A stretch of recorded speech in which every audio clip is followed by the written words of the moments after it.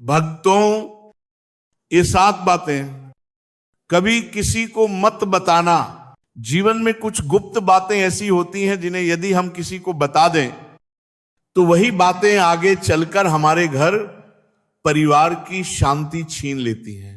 बहुत बार हमें लगता भी नहीं कि दुख का कारण हम स्वयं ही हैं, पर यही सत्य है भक्तों, क्योंकि जाने अनजाने में हम वही बातें उजागर कर देते हैं जिन्हें गुप्त रहना चाहिए था, और फिर वही बातें हमारे दुख, हमारे विवाद और हमारी बर्बादी का कारण बन जाती हैं।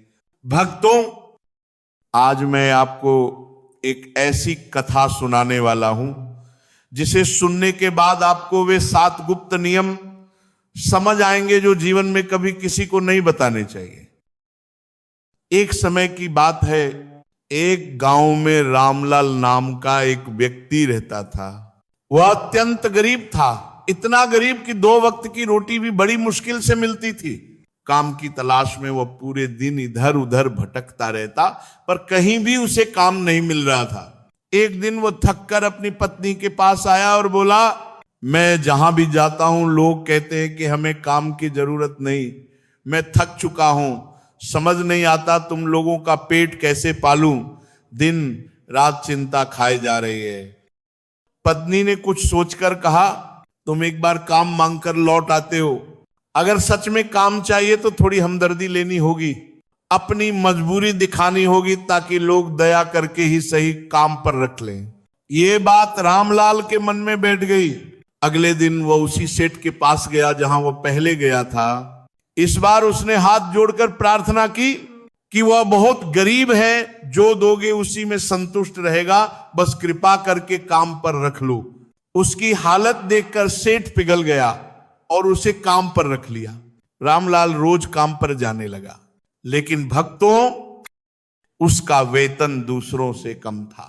वही काम, वही मेहनत, फिर भी कम वेतन।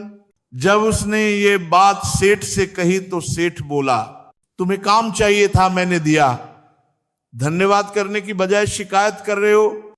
रामलाल चुप रह गया।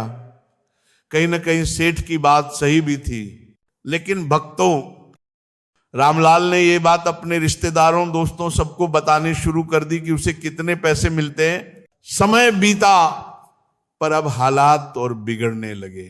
सेठ उससे दूसरों से ज्यादा काम लेने लगा और वेतन वही कम। रामलाल के आत्मसम्मान को चोट पहुंची। उसका मन काम में लगना बंद हो गया और आखिर उसने नौकरी छोड़ दी। अब घर खर्च भी चलना मुश्किल हो गया। रिश्तेदारों, दोस्तों से मदद मांगने लगा। सामने सब हमदर्द बनते, पीछे उसका मजाक उड़ाते। कितना मूर्ख है, काम छोड़ आया, पैसे लौटाएगा कहां से। भक्तों, यही दुनिया का स्वभाव है। जब जेब भरी हो तो सब हाल पूछते हैं, जेब खाली हो तो अपने भी मुंह फेर लेते हैं। रामलाल तनाव में रहने लगा। इसी बीच उसे पता चला कि पास के गांव में ज्ञानी साधु आए हैं। वह रोता धोता उनके चरणों में गिर पड़ा और अपनी सारी पीड़ा सुना दी। साधु ने उसे चुप कराते हुए कहा, ये सारी समस्याएं तुम्हारी मूर्खता के कारण आई हैं। तुमने ही अपने रास्ते में कांटे बिछाए हैं। आज मैं तुम्हें 7 बातें बताता हूं जो कभी किसी को नहीं बतानी चाहिए। पहली बात, अपनी मजबूरी किसी को मत बताना। भक्तों, मजबूरी दिखाकर दया लेना सबसे बड़ी मूर्खता है। लोग आज सहानुभूति देंगे, कल वही लोग फायदा उठाएंगे, और मजाक तो हर हाल में बनाएंगे ही। इसलिए घर में सूखी रोटी भी खानी पड़े तो खाओ, लेकिन मजबूरी किसी को मत बताओ। दूसरी बात, अपना अतीत और भविष्य की रणनीति। अपनी गलतियां बताने से आपका चरित्र दूसरों की नजरों में छोटा हो जाता है, और भविष्य की योजनाएं बताने से आपका काम बिगड़ जाता है। लोग सलाह नहीं देंगे, बाधा बनेंगे।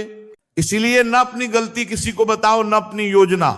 तीसरी बात, अपने घर की बातें।